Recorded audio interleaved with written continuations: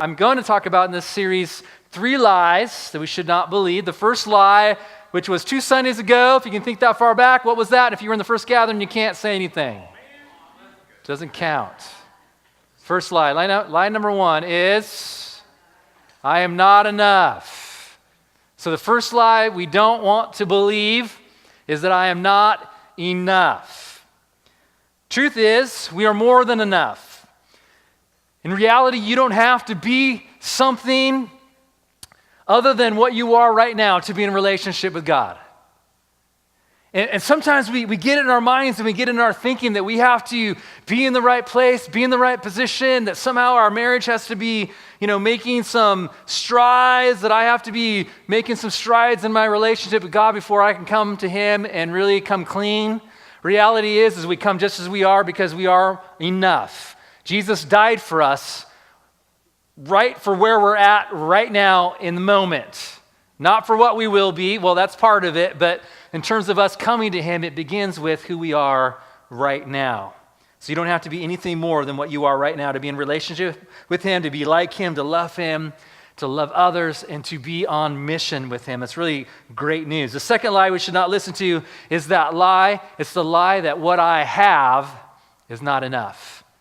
So that I am not enough, and that what I have is not enough. Now, I was thinking about all the inspirational people throughout history who have refused to listen to that lie, who may have had lots of reasons to believe that, but who refused to listen to that lie. Think of all the people who've had to overcome a lot of stuff to be the people they are today. Maybe they didn't have much.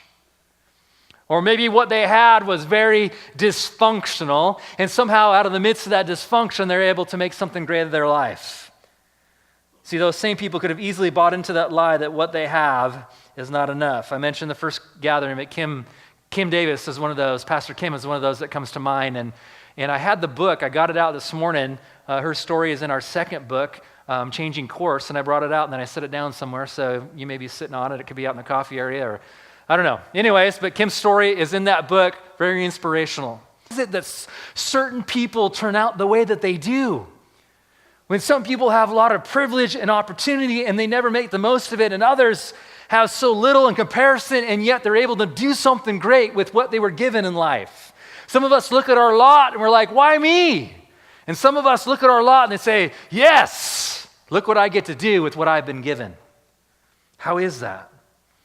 Again, I mentioned 2 Sundays ago now, I talked about just the reality of our thinking and how important it is to think a certain way. How important it is, because this is a battlefield. The battlefield of our mind, it really determines the attitude. It determines how our life's going to be lived out. It determines by what we think and how we process and what we allow in and what we listen to and all those things, because the world is telling us something. The people around us are telling us something. And I felt like during worship that you're here today and somebody very close to you and very influential maybe in your life has told you that you're nothing, that you have nothing. And because of that, you struggle. Struggle with that reality of what do I have? I mean, I've had people the closest to me, they tell me I don't have anything. Well, that must be reality. That must be the truth, because the people I love the most and have the most influence over me are telling me that. So it's easy to buy into that lie, that thinking. And so we have to learn, right, to think in a certain way and to learn to know what we're saying yes to so that we can also know what we're saying no to, what we're cutting out, what we're not allowing to become a part of our thinking and a part of our life. There are 2 amazing stories from the Bible that I want to draw from this morning, and they're truly inspirational. And they're inspirational in the sense that both of them speak of not having a lot, but yet God was able to do a lot with what they had. So I want you to say it with me. What I have is enough. One more time. What I have is enough. And so our goal is to align with that reality. It's not to live in this disconnected world where we're disconnected between what we think, what we say, and how we act or how we behave with the things that we do. So we want there to be alignment. So I have enough, so then we want our actions and our attitudes, our behavior, what we do, we want it to reflect that alignment. If we believe that we have enough, then we will behave in such a way that we will take what we've been given and we will make the most of it. because there is alignment there. So if you have your Bibles, we're going to look first at one of my favorite stories in the Old Testament. It has to do with Elijah and a widow. If you've heard this, if you grew up going to church and stuff, this is one of those great Sunday school stories. But I'm going to begin reading in 1 Kings chapter 17 and verse 7. And we're going to read to verse 13 and then read a couple more verses here in just a minute. All right. Starting in verse 7. And it happened after a while that the brook dried up because there had been no rain in the land. I start with that verse because it provides a little bit of context. Elijah's the prophet. He's one of the spokesmen right before for God to the kings. King Ahab is the king of Israel at the time. Elijah goes to King Ahab and he declares, he prophesies. He says, God says there's going to be famine in the land. So here we are. There's famine in Israel. And so Elijah is sent out. God sends him to the east of the Jordan, it says there a couple of verses earlier. And then we pick up there in verse 8, just to build a little context again. It says, Then the word of the Lord came to him, saying, now that the brooks dried up, he said, Arise and go to Zarephath, which belongs to Sidon, and dwell there. See, I have commanded a widow there to provide for you. So he arose and went to Zarephath, and when he came to the gate of the city, indeed a widow was there gathering sticks. And he called to her and he said, Please bring me a little water in a cup that I may drink.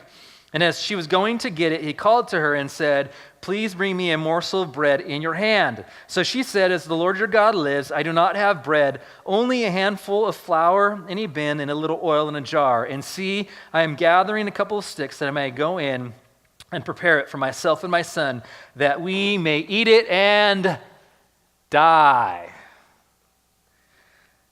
And Elijah said to her, Do not fear, go and do as you have said, but make me a small cake from it first, and bring it to me, and afterward make some for yourself and for your son.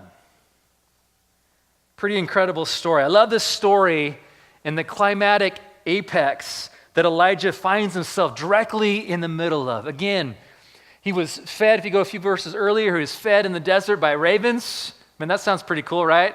Have ravens bring you meat, take care of you. And then he was provided for by a brook. And once that brook dried up, we're told here that God commanded Elijah to go to a widow and that God would use her to provide for him. And I love that story because God sent Elijah to a widow who had nothing.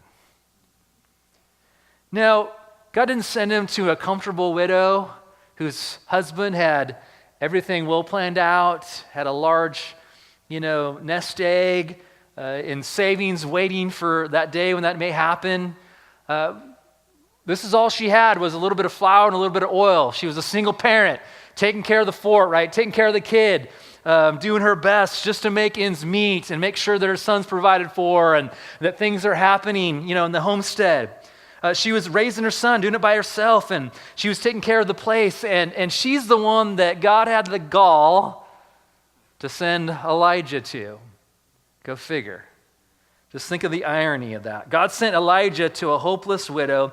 She was preparing, we just read, to die. She was preparing to die. She already had it all planned out in her mind. She'd take the little and the last of what she had, and then make one last meal, and then that was it. That was the end of her hope. Her hope was going to die with that last meal. Think about that. That's it. That's all she had. Now, if I'm, and probably you, if we're in the place where we were God, I don't think that we would start with a widow who had nothing or close to nothing. Right? You and I, we would probably start with someone who could provide for him, who could welcome him in, provide a place, and make sure that he's well fed and taken care of. If you had it your way, that's probably where you'd start, right? Just think if one of your kids were in that type of situation and for whatever reason you were detached from them and you needed to send them somewhere where they could find a little hope and be provided for, you're probably not going to send them to the friend that doesn't have a whole lot going on. Probably going to send them to someone that you know they're going to be taken care of with. But that's not what God did. God did exactly the opposite. God sent Elijah to someone who was preparing their last meal.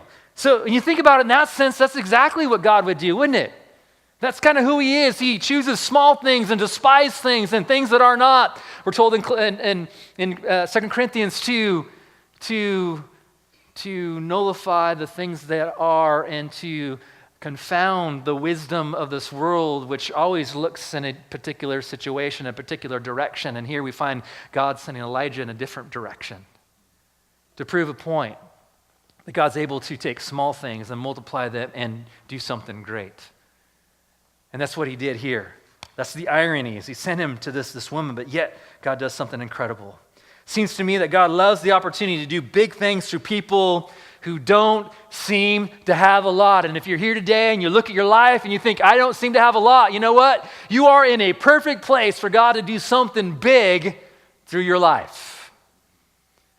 You're in a place to do something big for God if you're willing to walk with him in that and obey him and love him and just say, God, okay, I'm ready to be a part of what you're doing.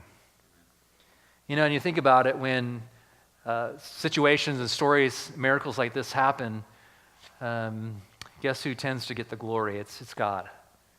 Because there's not a whole lot of reason to disqualify it.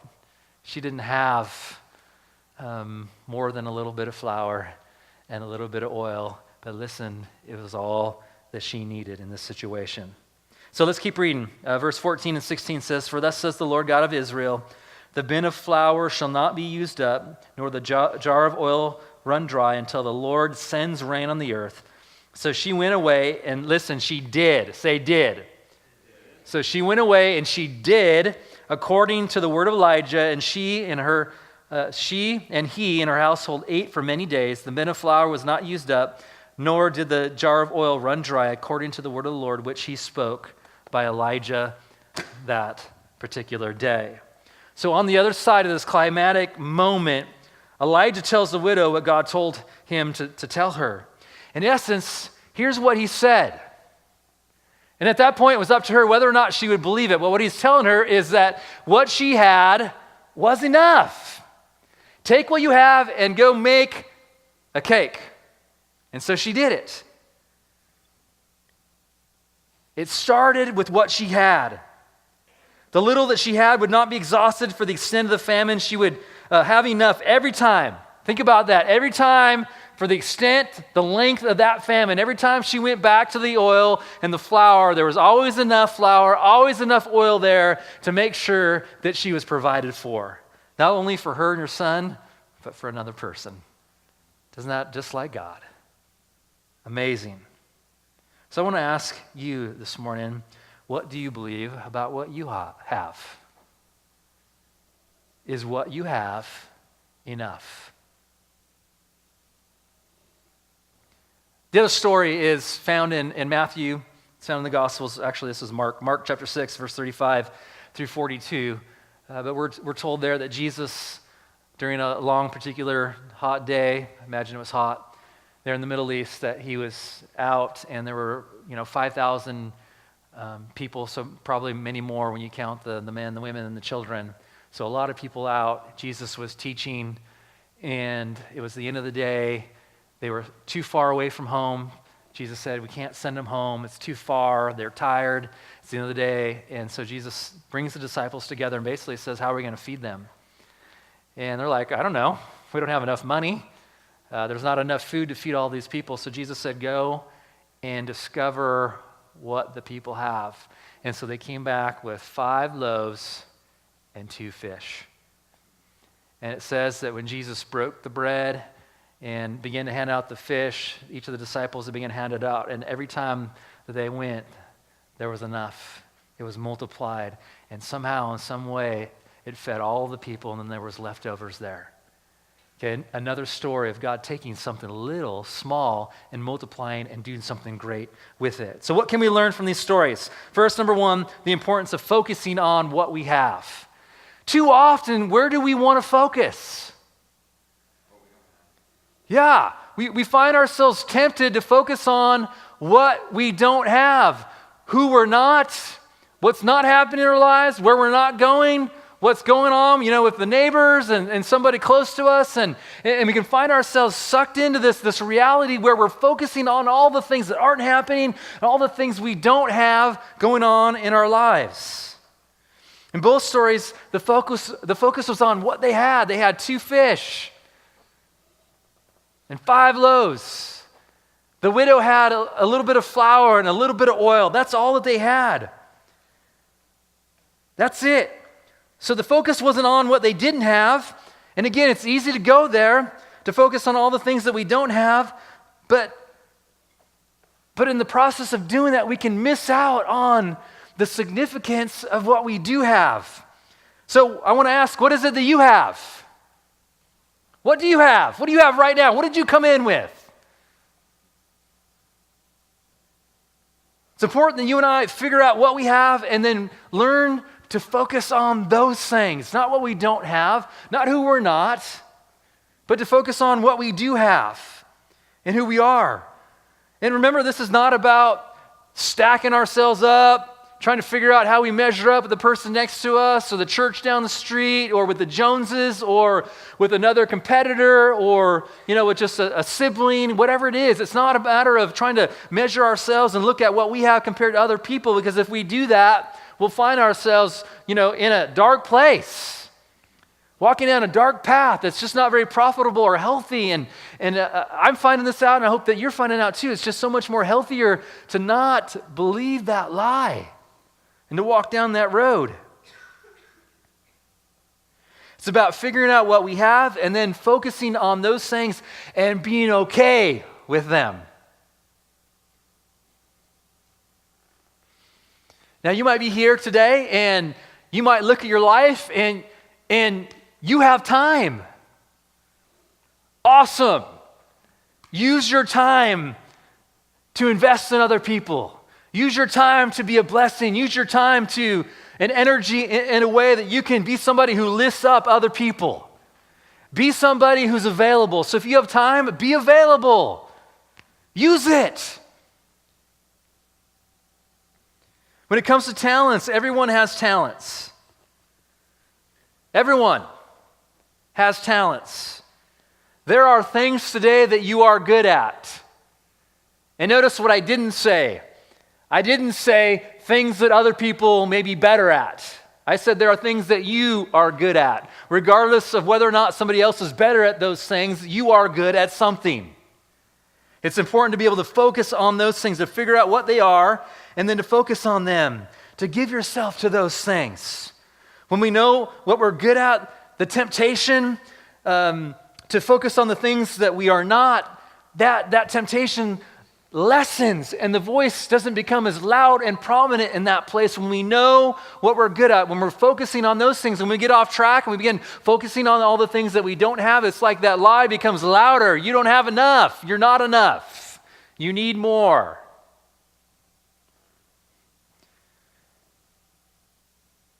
And we can find those lies occupying more space in our mind.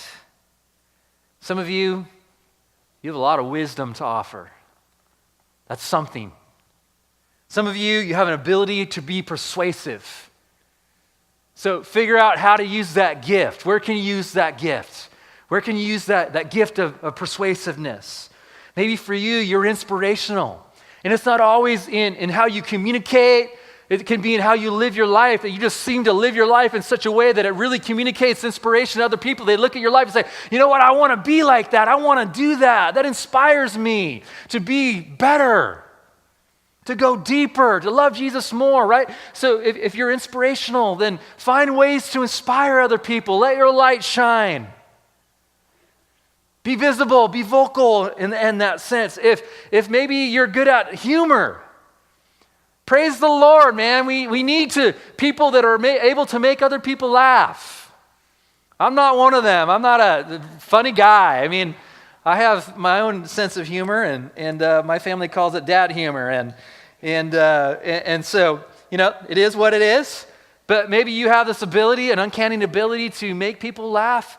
Listen, that is a great gift. There's a lot of healing in laughter, and it's such a needed thing in our culture.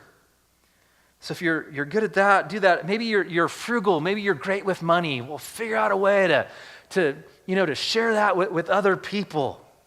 If you're good with kids, we want you hanging out with kids. We want you in a place where you can love on kids and you can call them to reach their potential, where you can invest in them.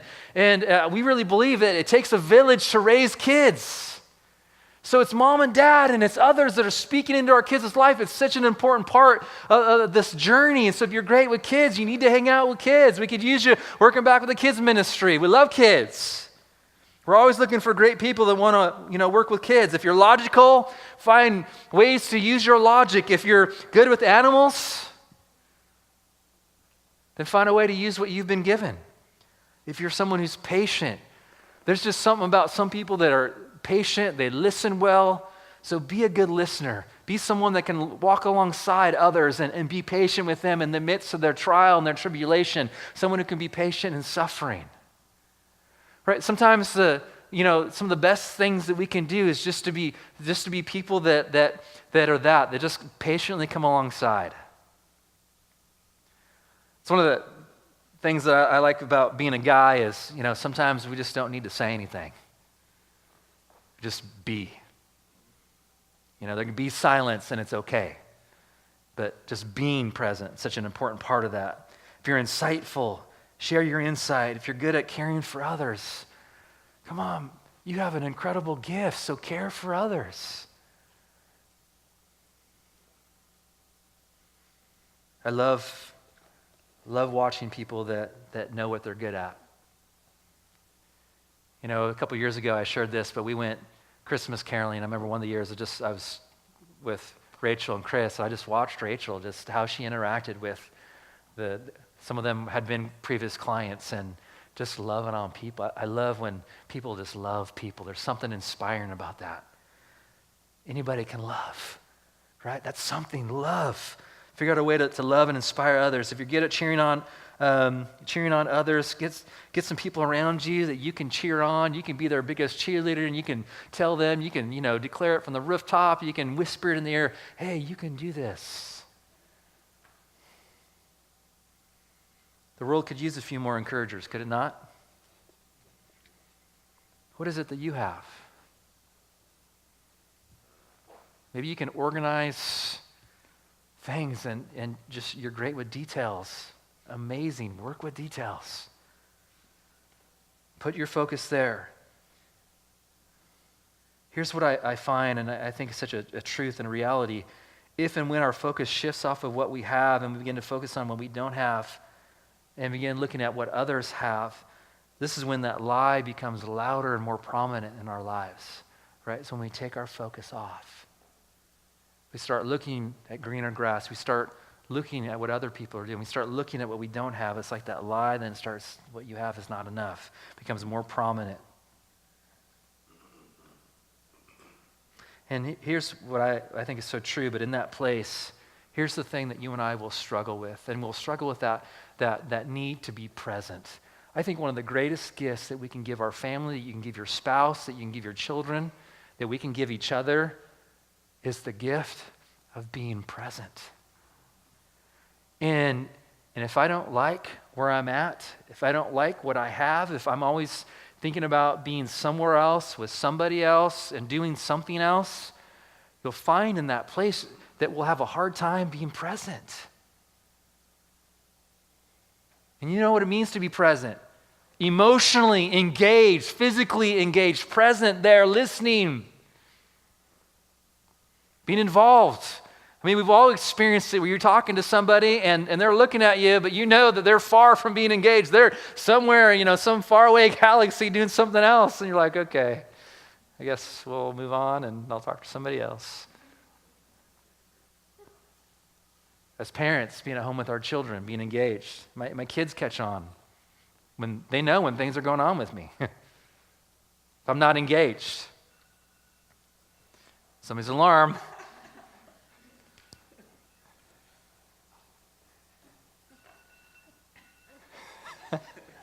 Dan, must be lunchtime. Dan, is that your lunch alarm?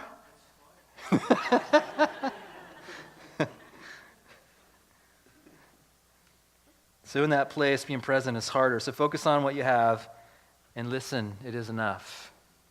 What you have is enough. Secondly, we learn the importance of being faithful with what we have, regardless of how you see what you have. And some of us may look at what we have and think, it's just not very much. And there are others of us who will look at what we have and say, wow, I have so much. Regardless of whether it's little in your eyes or much in your eyes, what you have is what you have. And so be faithful with what you have. Be faithful to do something with it. With that little or much, we have one job, and that job is to be faithful. It's to be a good steward. It's to be fruitful with that. That job is to be faithful with what we have, with what we're called to, our assignment. In Matthew chapter 25, Jesus tells the story of the parable of the talents. And in that story, he tells the story about a master who gave money to 3 different servants. And to one, he gave 5 talents. To one, he gave 2 talents. And to one, he gave 1 talent. And what's so interesting about that story is the person who struggled the most with what he had been given was the person who was only given 1 talent. Because it says that he took his 1 talent and he buried it. He refused to do anything with it. Why? Could have been that he was looking at his life and thought, you know what? I deserve better than this. I'm angry at my lot. Why did I only get 1 lot? Why did, so-and-so down the street or my brother or my sister or whoever, why did they get 5 lots and I only got, or 5 talents and I only got, only got 1? It says the 2 that received the 5 and the 2, they took that and they did something with it and they multiplied it and they were faithful with it. So the one who was only given 1, he's the one that questioned the goodness of the master. Did you really know what you were doing and only giving me 1? Because he questioned that, he went and he took it and he buried it and said, oh, my master's a hard man. He's not very good. So we can fight against what we have. We can question the goodness of God in giving us what we have. We can wrestle with the why of what we've been given. Why did I get this? And why is this my lot? And why didn't I have better parents? And why didn't I have better opportunities? And why? We can get lost in the why. And in the midst of getting lost in the why, we can find ourselves misusing what we've been given, not being faithful with what we've been given. There's something life-giving. There's something amazing and profound and practical and energizing that happens when we come to grips with the reality that this is what we've been given. That we can be okay with it. Think about Nick. He had to come to a point in his life where he was okay with what he had been given. Both the widow and the disciples were faced with a dilemma. What to do with the little that they had? What do we do with it? See, the miracle in both stories, it began with that step of faith, of believing that God could actually take what they had and use it, multiply it, use it for His glory. Listen, God can multiply what you have. The oil and the flour are multiplied. God can more than make up for your lack. But it starts with you and I being faithful with what we have, and it starts with us acting in faith with what we have, taking it and using it. See, the multiplication, the miracle didn't happen until they began to respond in faith to what they were to do. So God can multiply, but listen, even if He doesn't, it doesn't dismiss the reality that what we've been given, we can be faithful with it. We're called to be faithful. You may not see the results and the fruit that someone else sees in their life. You may not have the biggest and the best and the prettiest. You may not be the smartest. You may be surrounded by amazing people, and maybe you'll never amount to what they seem to amount to in their life. That's okay. Be good with what you've been given. You may not be recognized or rewarded in the same way as someone else. Everything, you touch may not turn to gold. I know I've heard people talk that there's just some people that just like everything they touch turns to gold, and isn't that amazing? And that never happens for me. Whether it turns to gold or not, be faithful with what you've been given. Don't let that stand in the way of being faithful with what you have. Because what you have, said it before, I'll continue to say, what you have matters, it counts.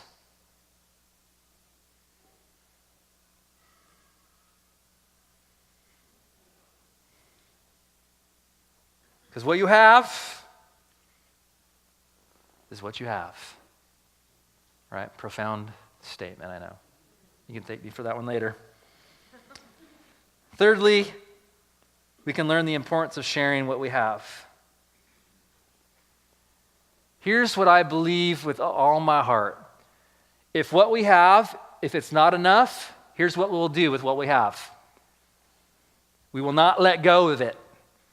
We won't share it. We won't be willing to share it with others, give out of what we have, because when it's never enough, what we'll find ourselves doing is holding on to what we do have. And if we're only holding on to what we do have, then we miss out on the opportunity for God to do something that He says that He wants to do in our lives. God wants to meet us in that place of faith where we're willing to take what we have and use it. And it's amazing how God gives back, and it's counterintuitive in that sense. That we give and then somehow God gives back. But sometimes we look at our life and say, there's no way that I can give because what I have is not enough. And so we hold on to it. And in the process of holding on to it, we never get to experience the reality of what God wants to do with the little that we do have or the lot that we do have. Because you can have a lot and still have a spirit of poverty. And that's what a spirit of poverty is. A spirit of poverty says that what you have is never enough. You can be the richest, wealthiest person in the world and still not give out of what you have because it's not enough. I need more.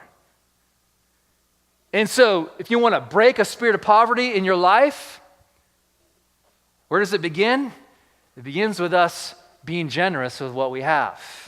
You want to break that spirit of poverty? You do it with generosity. You break it with generosity.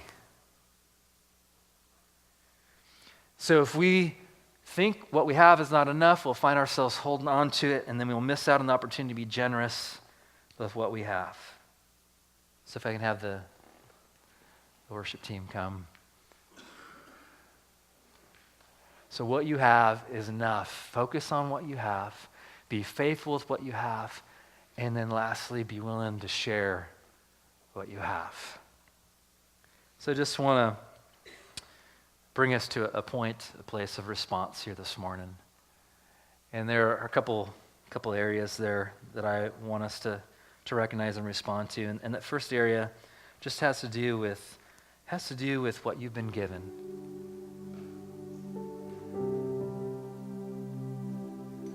What are you focusing on? Are you focusing on what you have, or is your focus on what you don't have? So if you're here this morning and your focus is on what you don't have, here's a great morning to bring a shift and to say, okay, I'm going to focus on what I do have. God, help me to see that. What is that? Maybe ask somebody around you, what is it that I do have?